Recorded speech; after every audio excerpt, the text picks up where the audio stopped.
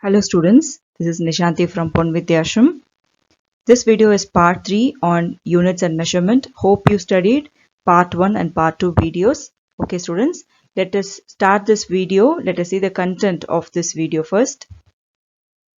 See, in this video we are going to see about significant figures, the rules for determining the number of significant figures, rules of rounding of significant figures, error, causes of errors in measurement, absolute error, mean absolute error, relative error, and percentage error. Okay, what do you mean by significant figures? The significant figures are a measure of accuracy of a particular measurement of a physical quantity. Okay, significant figures in a measurement are those digits in a physical quantity that are known reliably plus the first digit which is uncertain. Okay, so what do you mean by this? Let me explain. Consider a number 347.5. See, this 347 is reliable number and the decimal 0.5, right? See, this is uncertain. So combination of these two, significant figure is a measurement are those digits in a physical quantity that are known reliably plus the first digit which is uncertain. Okay students, now let us see the rules for determining the number of significant figures. Okay, how to write a significant figure? How to write a significant figure for a given number? Let us see. So first rule is all non-zero digits are significant figures. I repeat, all non-zero digits are significant figures. For example, if the given number is 4362 meters, okay, so it has 4 non-zero digits, so we can write 4 significant figures are there in the given number. Okay, so the given number has 4 significant figures. Okay, let us see the second rule. So first rule, am I clear? So first rule is clear now. So second rule is all zeros occurring between non-zero digits are significant figures. I repeat, all zeros occurring between non-zero digits are significant figures. For example, 1005. Consider this number. So all zeros occurring between the two non-zero. Okay, so number 1 and number 5 is non-zero digit. So all zero occurring between non-zero digits are significant figures. So in the given number we have 4 significant figures. Okay, I hope you understood these two rules. And let us see the third rule. All zeros to the right of the last non-zero digit are not significant. I repeat, all zeros to the right of the last non-zero digit. Right of the last non-zero digit. Look at this number 6250. Okay, so what is the last non-zero digit? Number 5. Okay, all zero to the right of the last non-zero digit are not significant. Okay, so in the given number 6250, the zero which is on the right side of the last non-zero digit. Am I right? Okay, so this number has only 3 significant figures. You should not consider this 0. This is not a significant number. Okay, right. Let us see the third rule over. Let us see the fourth rule.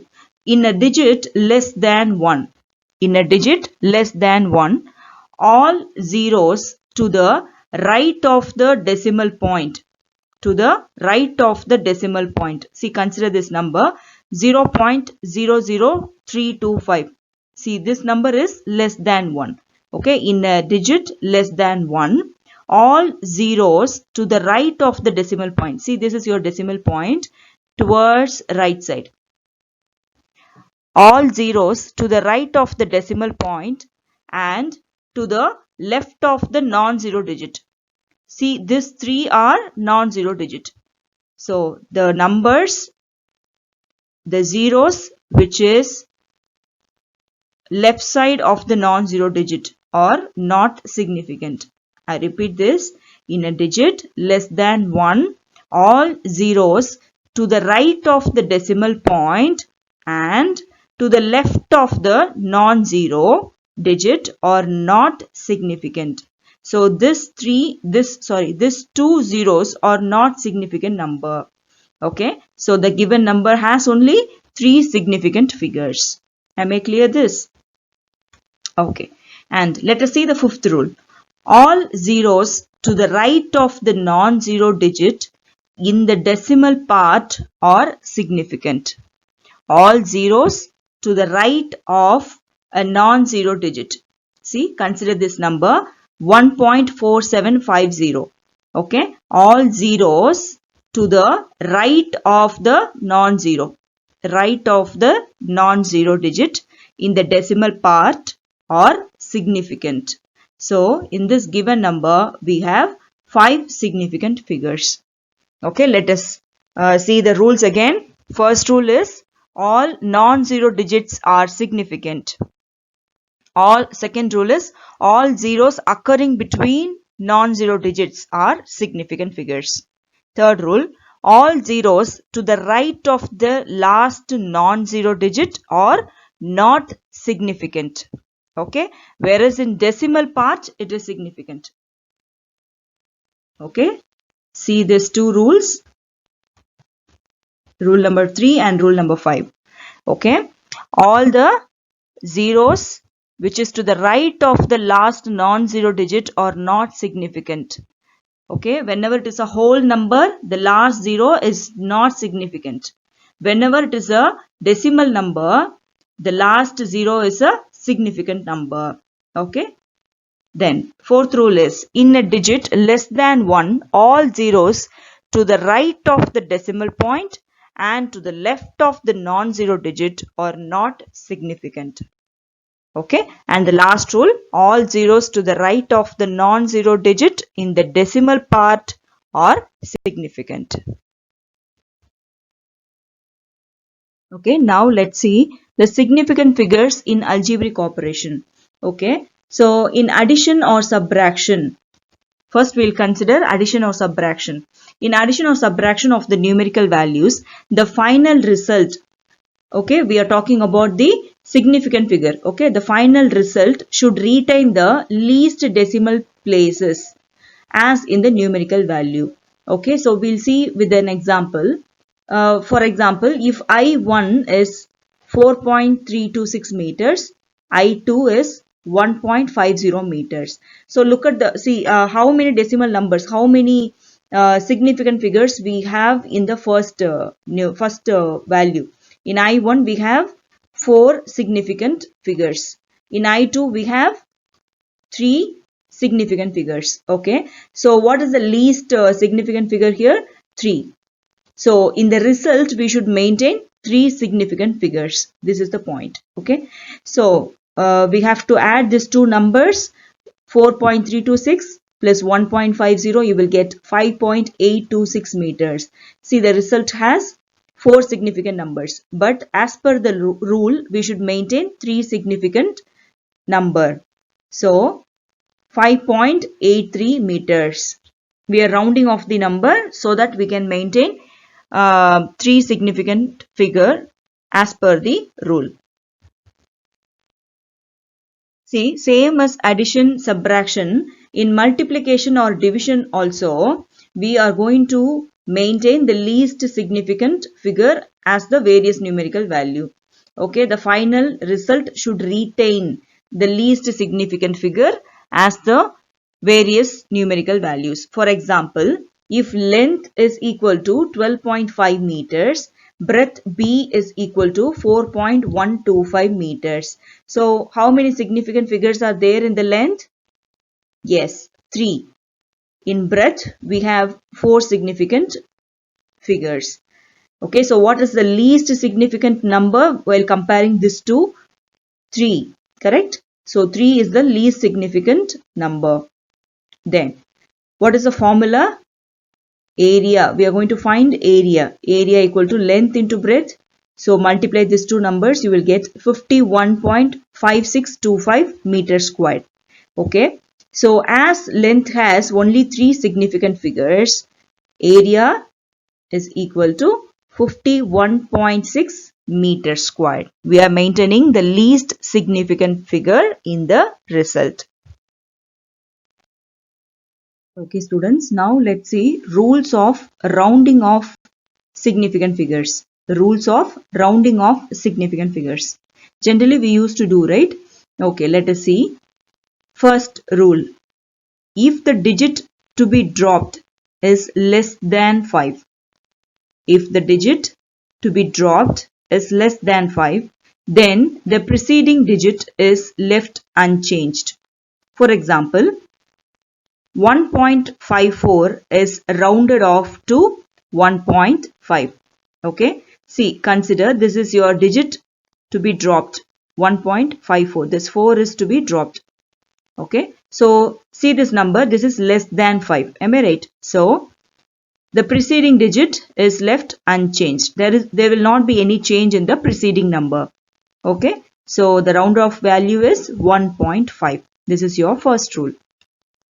Then second rule, if the digit to be dropped is greater than 5, then the preceding digit is raised by 1. For example, 2.49. So look at the number, the last number to be dropped is 9. Okay. So this is greater than 5. So this 2.49 is rounded off to 2.5. Hope you clear these two rules. Okay, let us see the third rule. If the digit to be dropped is 5 followed by digit other than 0. If the digit to be dropped is 5 followed by digit other than 0, then the preceding digit is raised by 1. For example, 3.55 is round off to 3.6. Okay, and the fourth rule, if the digit to be dropped is 5 or 5 followed by 0, then the preceding digit is raised by 1 if it is odd. Okay, so read the rule carefully. If the digit to be dropped is 5 or 5 followed by zeros. Okay, consider this example 3.750. Okay, right? So we are going to round off this number. So if the digit to be dropped is 5 or 5 followed by zeros. 5 or 5 followed by zeros. Look at the last two digit 50 we have, right? So 5 or 5 followed by zeros. Then the preceding digit. If this condition, you have to look your preceding digit. What you have? Number 7. Okay. So you have to raise this digit by 1 if it is odd. See, 7 is odd number. So we can write this number as 3.8. And look at the next number 4.650. The same condition. So last two digit we are going to round off this number. So what is the preceding number? 6. So this number is even number. Am I right? So there will not be any change. So the round off value is 4.6. I repeat this rule, fourth rule. If the digit to be dropped is 5 or 5 followed by zeros, then the preceding digit is raised by 1 if it is odd and left unchanged if it is even.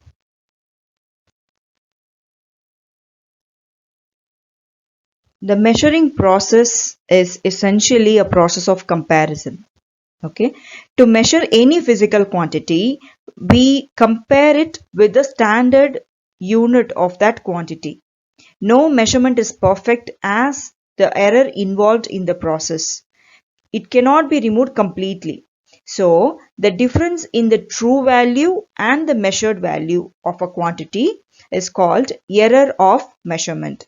I repeat, the difference in the true value and the measured value of a quantity is called error of measurement. Okay. The lack in accuracy in the measurement due to the limit of accuracy of the instrument or due to any other cause is called an error. We have different types of error. Let us see. Okay, these are the causes of errors in measurement. First cause is least count error. The least count error is the error associated with the resolution of the instrument. Least count may not be sufficiently small. The maximum possible error is equal to least count. Second cause, instrumental error. This is due to faulty calibration or change in conditions like thermal expansion of a measuring scale. An instrument may also have a zero error. A correction has to be applied. Third cause, random error. This is also called chance error. It makes to give different result for same measurements taken repeatedly. These errors are assumed to follow the Gaussian law of normal distribution. Fourth cause, accidental error. This error gives too high or too low results. Measurements involving this error are not included in calculations. And the last cause is systematic error. The systematic error are those errors that tend to be in one direction, either positive or negative. Errors due to air buoyancy in weighing and radiation loss in calorimetry are systematic errors. They can be eliminated by manipulation. Some of the sources of systematic errors are instrumental error, imperfection in experimental technique or procedure, personal errors. Okay, let us see about absolute error. The difference between the true value and the measured value of a quantity. The difference between true value and the measured value of a quantity is called absolute error. If A1, A2, A3 up to AN are the measured values of any quantity in an experiment performed n times, then the arithmetic mean of these values are called true value of the quantity. Okay. So, let us see. AM, absolute error, is equal to, see, we are going to calculate the true value first. True value is equal to arithmetic mean of these values. What do you mean by this? Arithmetic means. Okay. So, combination of all the measured value divided by the number of times, how many times you perform that experiment. Okay. So, A1 plus A2 plus A3 up to AN divided by N. The absolute error is measured values. The absolute error in measured values is given by. So, as per the definition, what is absolute error? The difference between true value and the measured value. Okay. So, I am going to mention this as del A1. Absolute error 1, del A1 is equal to true value AM minus the measured value A1.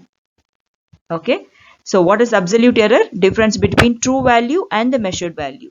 So, del A1 is equal to AM is true value AM minus A1.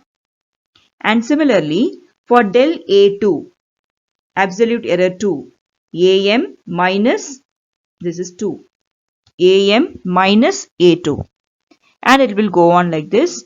So, del AM is equal to AM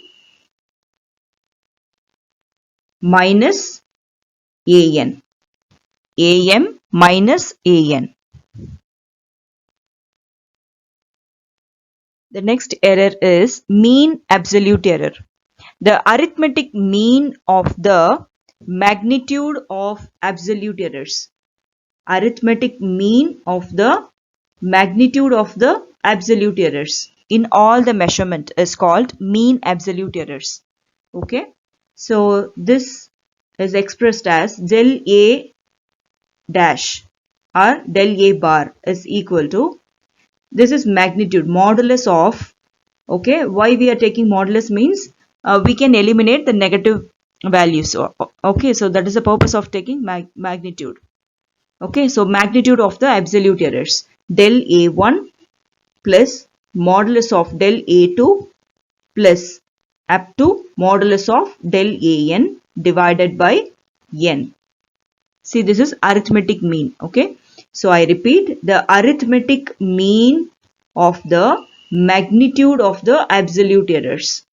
Arithmetic mean of the magnitude of the absolute error in all the measurement is called mean absolute error. Okay, the next error is relative error. See, this is the ratio of mean absolute error to the true value.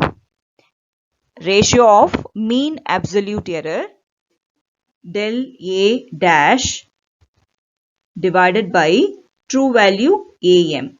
The ratio of mean absolute error to the true value is called relative error. The fourth error is percentage error. The relative error expressed in percentage is called percentage error. Okay. In previous slide, we studied about relative error. What is relative error? Ratio of mean absolute error to the true value.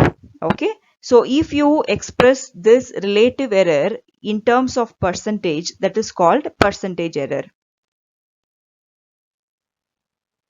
Students, one numerical we'll see today.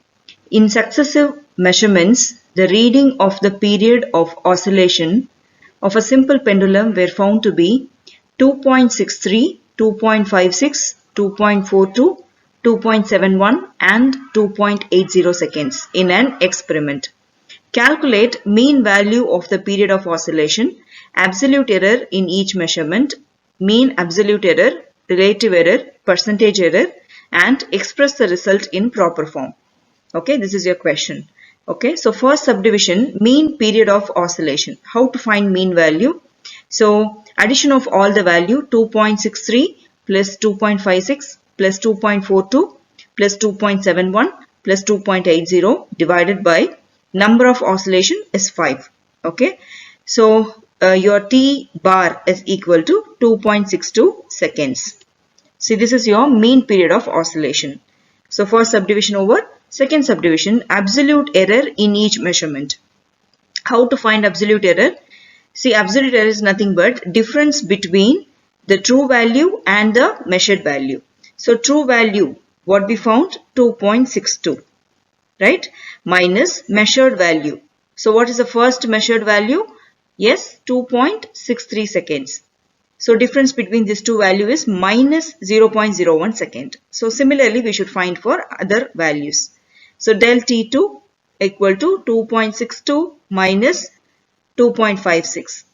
So value is, result is 0.06 seconds. Similarly, del T3 0.20 seconds. Del T4 minus 0.09 seconds. Del T5 minus 0.18 seconds. So we found what is absolute error for the given values. And third subdivision is mean absolute error. What is the formula? Okay. So it is the magnitude of absolute error divided by number of experiments. Okay. So magnitude, why we need to take magnitude? As I told you before, to eliminate the negative sign. Okay. So what is del T1? Del T1 is minus 0.01 seconds. So to eliminate the negative value, we are taking modulus. So minus 0.01 comes to plus 0.01 while taking modulus. Okay, so 0.01 plus del T2 is 0.06, del T3 0.20, del T4 0.09, del T5 0.18, whole divided by number of attempt or number of experiment 5. Right? So your mean absolute error will be equal to 0.11 seconds. Okay. Then the fourth subdivision, relative error. Relative error is nothing but the ratio of mean absolute error and the true value. So what we found? Mean absolute error 0.11 second and the true value is 2.62. So your value is 0.04 seconds. Okay. And the fifth subdivision, percentage error. So what do you mean by percentage error? Percentage value of the relative error. So 0.04 into 100, you will get 4%. Okay, and the sixth subdivision is express the result in proper form. We need to write the result in the form of absolute error as well as the percentage error. So how we can write this? See, true value 2.62 plus or minus 0.11. This is your absolute error, right? So true value plus or minus error value. This is a form of writing the absolute error. And in terms of percentage error, t equal to 2.62 plus or minus 4%. Okay, students, have you understood? Hope you understood this question.